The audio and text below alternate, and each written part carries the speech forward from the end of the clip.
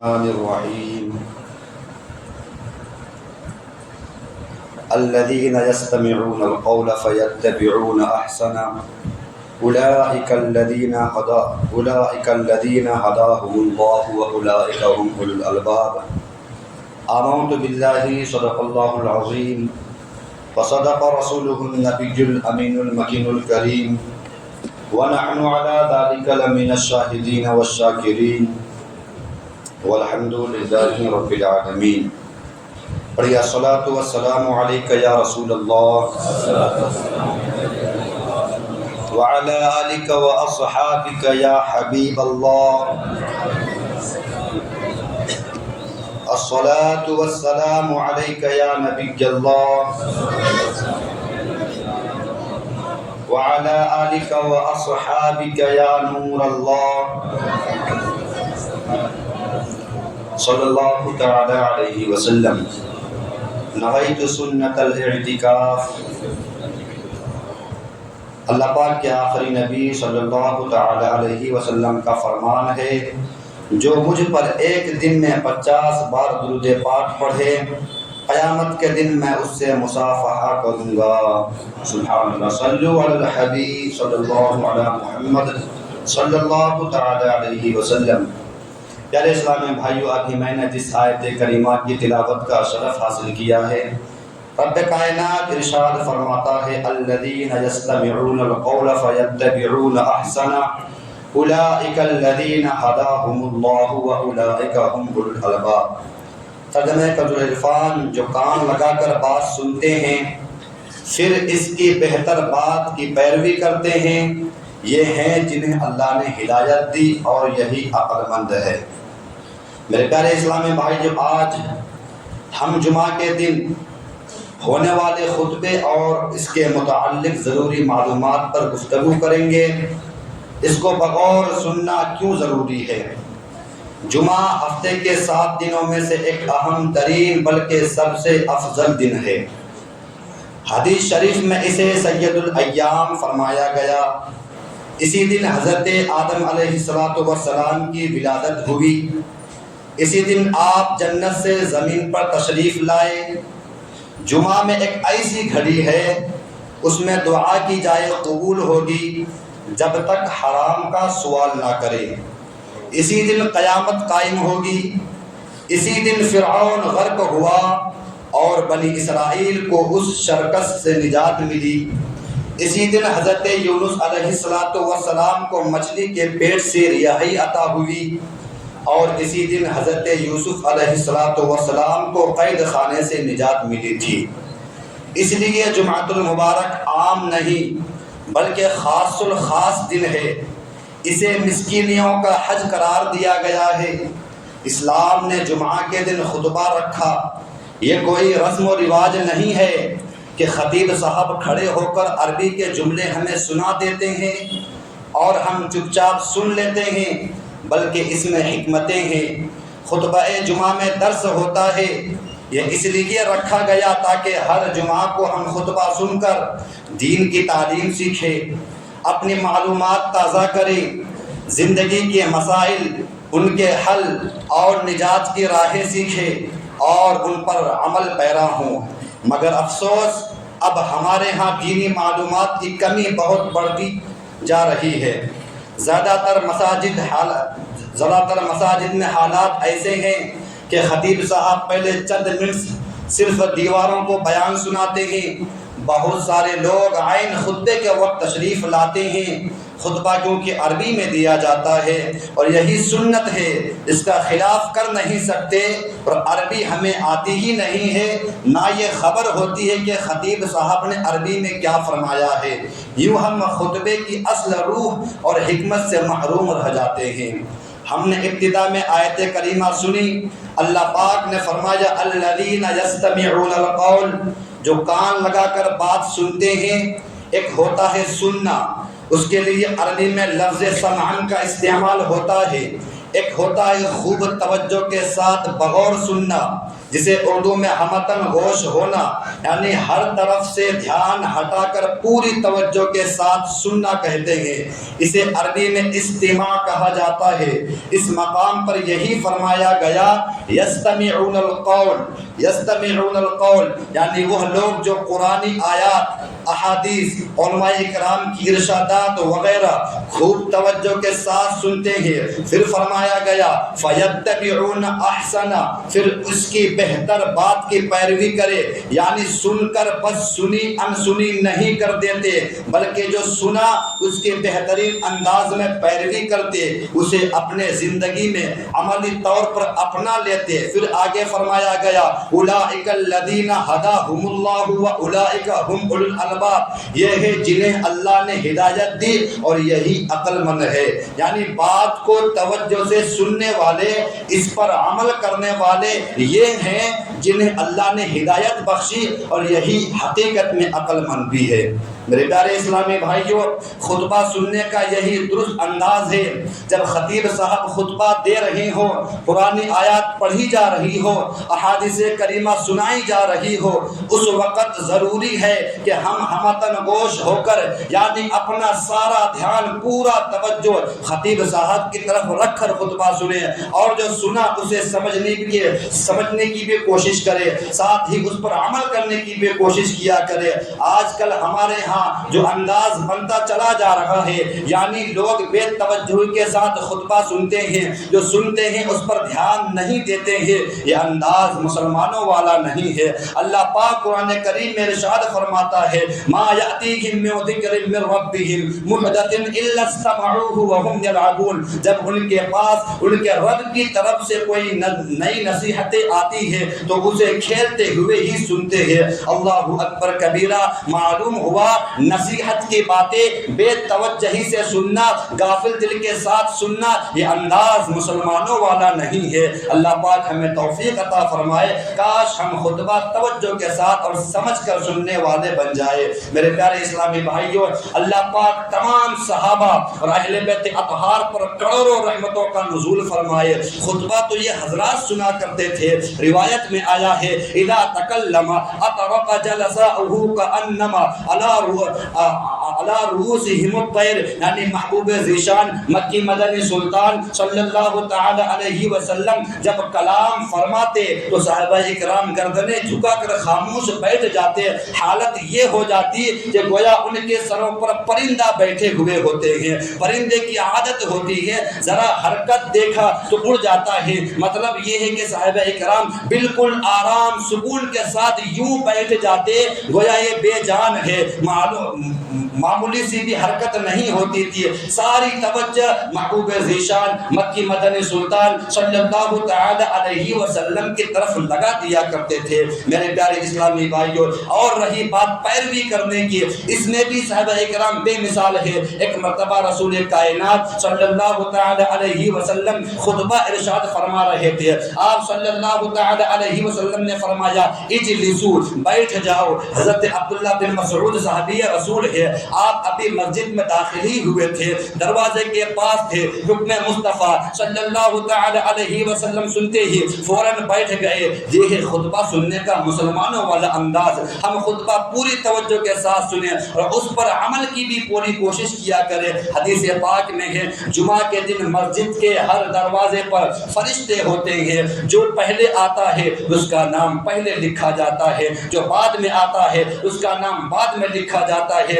یہاں تک کہ جب خطیب منبر پر بیٹھ جاتا ہے فرشتے اپنے صحیفے یعنی وہ نورانی کاغذ جن پر نام لکھتے ہیں انہیں لپیٹ دیتے ہیں اور مسجد میں آ کر توجہ کے ساتھ خطبہ سننے لگ جاتے ہیں۔ حضرت ابو ہریرہ سے روایت ہے رسول ذیشان مکی مدنی سلطان صلی اللہ تعالی علیہ وسلم نے فرمایا جب جمعہ کا دن ہو تو بندہ غسل کرے اور سر دھوئے، بہترین خوشبو لگائے، اچھے کپڑے پہنے، پھر نماز جمعہ کے لیے نکلے، دو لوگوں کے درمیان سے نہ گزرے اور امام کا کلام یعنی خطبہ پوری توجہ کے ساتھ سنے، اس کے جمعہ سے دوسرے جمعہ تک کے گناہ بخش دیے جاتے ہیں۔ اس میں 3 دن کا اضافہ اور کیا گیا ہے، یعنی جمعہ سے جمعہ تک 7 دن بنتے ہیں، 3 دن کا اضافہ کرے تو 10 ہو گئے۔ یعنی جو بندہ ان آداب کے ساتھ جمعہ کی نماز پڑھے جو عرض کیے گئے، اس کے 10 دن کے گناہ معاف کر دیے جاتے ہیں۔ میرے پیارے اسلامی بھائیوں، حدیث پاک میں آیا ہے جو جمعہ کے دن اچھے انداز میں وضو کرے، پھر جمعہ پڑھنے کے لیے آئے، امام کے قریب ہو کر بیٹھے، خاموش رہے اور خوب توجہ کے ساتھ خطبہ سنے، اس کے ایک جمعہ سے دوسرے جمعہ کے درمیان اور مزید 3 دن کے گناہ بخش دیے جاتے ہیں۔ اور جس نے اس دوران کنکریوں کو چھوا اس نے فضول کام کیا۔ بعض دفعہ ہوتا ہے لوگ مسجد میں آ جاتے ہیں مگر پچھلی صفوں میں بیٹھے رہتے ہیں، بعض اوقات تو جماعت کھڑے ہونے کے بعد بھی بار بار کہنا پڑتا ہے اگلی صفحے مکمل کر لیجئے، اگلی صفحے مکمل کر لیجئے۔ نہ جانے کیا وجہ ہے لوگ اگلی صفوں میں آتے ہی نہیں ہیں۔ اس روایت میں غور فرمائیے، محبوب ذیشان مکی مدنی سلطان صلی اللہ تعالی علیہ وسلم نے فرمایا جو خطیب کے قریب آ کر بیٹھے، خاموش رہے اور توجہ کے ساتھ سنے، اس کے 10 دن کے گناہ معاف کر دیے جاتے ہیں۔ لہذا اگلی صفوں میں بیٹھنے اور توجہ کے ساتھ خطبہ سننے کی عادت بنائیے۔ میرے پیارے اسلامی بھائیوں، اس حدیث شریف میں پیارے آقا صلی اللہ تعالی علیہ وسلم نے کنکریاں چھونے سے منع فرمایا۔ آج کل ہمارے ہاں مسجدوں میں دریاں بلکہ کارپیٹ بچھائے جاتے ہیں، بعض لوگ انہیں نوچتے رہتے ہیں، دھاگے نکالتے رہتے ہیں، یہ بھی بے توجہی کی علامت ہے۔ اس سے دریاں اور صفیں بھی خراب ہوتی ہے، لہذا اس سے بھی بچنا ضروری ہے۔ میرے پیارے اسلامی بھائیوں، سرکار مدینہ صلی اللہ تعالی علیہ وسلم نے فرمایا جمعہ پڑھنے 3 طرح کے لوگ آتے ہیں، جمعہ پڑھنے 3 طرح کے لوگ آتے ہیں۔ پہلا وہ شخص جو جمعہ پڑھنے آتا ہے پھر فضولیات پہ مصروف رہتا ہے، مثلا ادھر ادھر دیکھتے رہنا، مسجد کے پنکھے گرنا، صفیں نوچنا، بلا وجہ وضو خانے وغیرہ پر کھڑے ہو کر رہنا وغیرہ کاموں میں لگا رہنا، فرمایا اس کو جمعہ سے یہی حصہ ملے گا۔ پھر دوسرا وہ شخص جو اللہ پاک کے حضور دعا کرنے کے لیے حاضر ہوتا ہے، یہ وہ ہے جو اللہ پاک سے دعا کرتا ہے، اللہ پاک چاہے تو اسے عطا فرمائے، چاہے تو اس کی مانگی مرادیں نہ دے، اس کی حکمت پر ہے۔ تیسرا وہ شخص جو پروقار طریقے سے آتا ہے، خاموش بیٹھا رہتا ہے، سکون اختیار کرتا ہے، مسلمانوں کی گردنیں نہیں پھلانگتا، کسی کو تکلیف نہیں دیتا، اس کے لیے جمعہ کی حاضری دوسرے جمعہ تک اور 3 دن زیادہ یعنی 10 دن کے گناہوں کا کفارہ ہو جائے گی۔ میرے پیارے اسلامی بھائیو، یہ سب فضائل جو ہم نے سنے یہ عربی والے خطبے کے ہیں، یہ خطبہ توجہ کے ساتھ سننا ضروری ہے۔ افسوس کی بات یہ ہے کہ ہم ہر جمعہ کو خطبہ تو سنتے ہیں مگر کیونکہ عربی میں ہوتا ہے لہٰذا عموماً لوگ کو سمجھ ہی نہیں آتی کہ خطبے میں کیا کچھ ارشاد ہوا۔ ہمیں کوشش کرنی چاہیے کہ ہم عربی والے خطبے کا ترجمہ ذہن میں رکھ کر سنیے، انشاءاللہ الکریم بہت کچھ سیکھنے کو ملے گا۔ عموماً اہل سنت کی مسجدوں میں خطبات رضویہ سے خطبہ دیا کرتے ہیں۔ اعلیٰ حضرت رحمۃ اللہ علیہ نے اس خطبے میں کئی عقائد اور نصیحتیں شامل فرمائی ہے۔ آئیے سنتے ہیں کہ اس خطبے میں کیا کچھ ارشاد ہوا۔ جمعۃ المبارک کا خطبہ رضویہ جو عموماً ہم سنتے ہیں اس کے 5 مرکزی اور بنیادی مضامین ہے۔ پہلے خطبے کی مرکزی مضامین ہے اللہ پاک کی حمد و ثنا بیان کرنا اور محبوب پاک صلی اللہ تعالی علیہ وسلم پر درود پاک، تقوی اور محبت رسول کی نصیحت اور مکافات عمل کا بیان کرنا، یعنی جیسا کرو گے ویسا پاؤ گے۔ دوسرے خطبے کے مرکزی مضامین ہے خلفائے راشدین، صحابہ اور اہل بیت اطہار کا ذکر خیر، ان کے لیے رحمت کی دعائیں، ایک نصیحت بری آیت کریمہ۔ یہ 5 مرکزی مضامین ہیں جو خطبہ رضویہ میں ہم ہر جمعہ کو سنتے ہیں۔ آج کچھ وضاحت سنتے ہیں۔ خطبہ کی ابتدا ہوتی ہے الحمدللہ الذی فضل سیدنا و مولانا محمد صلی اللہ علیہ وسلم علی العالمین جمیعا۔ سب خوبیاں اللہ کو جس نے ہمارے سردار اور مالک کو مولا حضرت محمد مصطفیٰ صلی اللہ تعالی علیہ وسلم کو تمام جہانوں پر فضیلت بخشی ہے۔ سبحان اللہ، کیسے پیارے انداز ہے، اللہ پاک کی حمد و ثنا بیان کی گئی ہے۔ یہ اعلیٰ حضرت رحمت اللہ علیہ کا نرالا اسلوب ہے جو آپ نے قرآن کریم سے سیکھا ہے۔ قرآن کریم میں اللہ پاک نے اپنا تعارف کروایا، فرمایا هو الذی ارسل رسولا، وہی ہے جس نے اپنے رسول کو بھیجا۔ تعارف کس کا کروانا ہے؟ اللہ پاک کا۔ فرمایا کیا؟ اللہ وہ ہے جس نے رسول ذیشان مکی مدنی سلطان صلی اللہ تعالی علیہ وسلم کو امام الانبیاء، سردار دو جہاں، رحمت کل جہان بنا کر بھیجا۔ حمد خدا کا یہی انداز اعلیٰ حضرت نے اختیار کیا۔ فرماتے الحمدللہ الذی فضل سیدنا و مولانا محمد، تمام تعریف اللہ کو جس نے فضیلت بخشی ہمارے سردار ہمارے آقا محمد صلی اللہ تعالی علیہ وسلم کو تمام عالم پر۔ اس اشعار کی صورت میں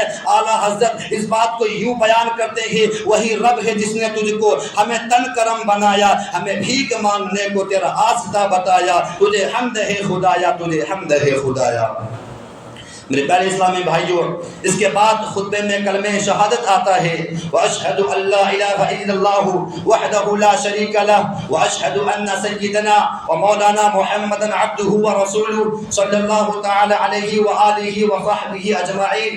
اور میں گواہی دیتا ہوں کہ بے شک اللہ پاک کے سوا کوئی عبادت کے لائق نہیں، وہ اکیلا ہے، اس کا کوئی شریک نہیں۔ اور میں گواہی دیتا ہوں کہ بے شک ہمارے سردار اور ہمارے آقا محمد صلی اللہ تعالی علیہ وسلم اس کے بندے اور اس کے رسول ہیں، ان پر، ان کے جملہ آل اور اصحاب پر اللہ پاک درود برکت اور سلام نازل فرمائے۔ اس کے بعد تقوی کی نصیحت شروع ہوتی ہے، فیا ایھا المؤمنون، بس اے ایمان والو رحمنا۔ اس کے بعد پھر تقوی کی نصیحت ہوتی ہے، فیا ایھا المؤمنون، بس اے ایمان والو رحمنا و رحمکم اللہ، ہم پر اور تم پر اللہ پاک رحم فرمائے۔ اوصیکم و نفسی بتقوی اللہ عز و جل فی السر والاعلان، میں تمہیں اور اپنے آپ کو تنہائی میں اور لوگوں کے سامنے ہر جگہ اللہ پاک سے ڈرنے کی وصیت کرتا ہوں۔ میرے پیارے اسلامی بھائیوں، ہر جمعۃ المبارک کو ہمیں یہ نصیحت کی جا رہی ہوتی ہے۔ جانتے ہیں یہ کتنی اہم اور عظیم ترین نصیحت ہے۔ ایک مرتبہ کسی مرید نے اپنے پیر صاحب کی خدمت میں عرض کیا، عالی جان مجھے کوئی نصیحت کیجیے۔ پیر صاحب نے فرمایا، میں تجھے اللہ پاک کی وہ نصیحت کرتا ہوں جو اللہ پاک نے اگلے پچھلے تمام انسانوں کی ہے۔ اللہ پاک فرماتا ہے، وَلَقَدْ وَصَّيْنَا الَّذِينَ أُوتُوا الْكِتَابَ مِن قَبْلِكُمْ وَإِيَّاكُمْ أَنِ اتَّقُوا اللَّهَ، اور بے شک ہم نے ان لوگوں کو جنہوں نے تم سے پہلے کتاب دی گئی اور تمہیں بھی تاکید فرما دی ہے کہ اللہ سے ڈرتے رہو۔ اے عاشقان رسول ذرا غور فرمائیے، اللہ رب العالمین ہے، اللہ پاک تمام جہانوں کا پالنے والا ہے، اللہ پاک بندوں کے لیے سب سے بڑھ کر مہربان رحم فرمانے والا ہے۔ وہ اللہ پاک اپنے بندوں کو تقوی کی نصیحت فرماتا ہے۔ اگر بندے کے لیے تقوی کے علاوہ کوئی اور چیز زیادہ فائدہ مند ہوتا، زیادہ بھلائی والی ہوتی تو اللہ پاک اپنے بندوں کو ضرور اس کی تاکید فرماتا، مگر اللہ پاک نے تقوی اختیار کرنے کی نصیحت فرمائی۔ تمام اولین و آخرین کو تقوی کا حکم دیا گیا۔ اس سے معلوم ہو گیا کہ اللہ پاک کے ہاں بندے کے خوبیوں میں سب سے سب خوبیوں میں اعلیٰ خود تقوی ہے۔ اس لیے تو کسی نے کیا خوب کہا ہے، دل سے دنیا نکال دے، دل سے دنیا نکال دے، دل سے لگاتی رہی واسطہ میرے پیر مرشد کا، واسطہ میرے پیر مرشد کا، رہے سینے پر جذبات رہے، لب پہ تیرا نام رہے اور دل میں تیری یاد رہے۔ یہ تھے ہمارے اسلاف کے اسلامی جذبے۔ جان جائے تو جائے مگر ہاتھ سے ایمان نہ جائے، جان جائے تو جائے مگر ہاتھ سے ایمان نہ جائے۔ لیکن آج کے مسلمانوں کا حال یہ ہے کہ دنیا کی ایک کرسی کے قرآن کی آیت اسی کو بیچ ڈالتی ہے۔ کہنے کو تو یہ قوم کے لیڈر بنتے ہیں، لیکن حقیقت میں خدا اور رسول سے اس قدر نڈر ہو گئے ہیں کہ حکومت کو خوش کرنے کے لیے کفار و مشرکین کے مردوں پر پھول چڑھائے پھرتے ہیں۔ یہ ایسے ایمان فروز لیڈر ہیں کہ بتوں کے سامنے ہاتھ جوڑتے ہیں، اسلامی احکام اور مذہبی فرائض سے کوسوں دور، غیر مسلموں کی چاپلوسی میں مسرور، انہیں نہ تو خدا کا خوف ہے اور نہ ہی نبی کی شرم۔ اس لیے تو میرے امام سرکار اعلیٰ حضرت فرماتے ہیں، دن لہو میں کھونا تجھے، شب صبح تک سونا تجھے، شرم نبی خوف خدا یہ بھی نہیں وہ بھی نہیں، رزق خدا کھایا کیا، فرمان حق ڈالا کیا، شکر کرم در سے سزا یہ بھی نہیں وہ بھی نہیں۔ میرے پیارے اسلامی بھائیوں، آج ہم اس موضوع پر گفتگو کر رہے تھے، وہ موضوع تھا ایمان کسے کہتے ہیں۔ ہم نے ایمان کے متعلق آپ کے سامنے مختصر سی وضاحت پیش کر دی۔ میں نے اس آیت کریمہ کی تلاوت کا شرف حاصل کیا تھا، وہ آیت کریمہ یہ ہے، یا ایھا الذین آمنوا اتقوا اللہ، یعنی اے ایمان والو اللہ سے ڈرو۔ پہلا جو منزل تھا ایمان، ہم نے آج ایمان کے متعلق سنا۔ اللہ پاک کی بارگاہ میں یہی دعا کرتا ہوں کہ ہم سب کو ایمان پر استقامت عطا فرما اور ایمان پر ہی خاتمہ بالخیر عطا فرما۔ انشاءاللہ کل سنیں گے خوف خدا کسے کہتے ہیں۔ ہمارے بولنے اور آپ کے سننے میں جو بھی غلطی ہوئی، حضور سرور کائنات صلی اللہ تعالی علیہ وسلم کے صدقے ہماری غلطیوں کو معاف عطا فرمائے اور ہم سب کو ایمان پر استقامت عطا فرما اور ایمان پر ہی خاتمہ بالخیر عطا فرما۔ وما علینا الا البلاغ المبین۔ السلام علیکم ورحمۃ اللہ۔